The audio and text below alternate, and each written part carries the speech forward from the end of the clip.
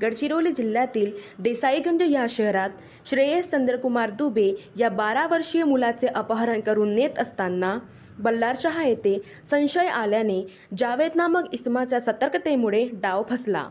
जावेदने मुलाला वाचवून रेल्वे पोलिसांच्या अधीन केले।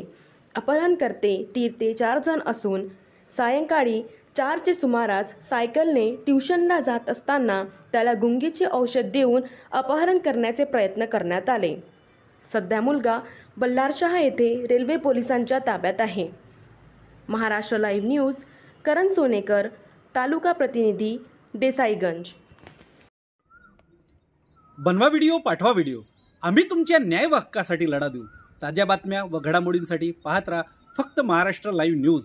आजच आमच्या चॅनलला सबस्क्राइब करा, शेअर करा, कमेंट करा आणि हो, बेल आयकॉन दबायला विसरू नका। जय महाराष्ट्र।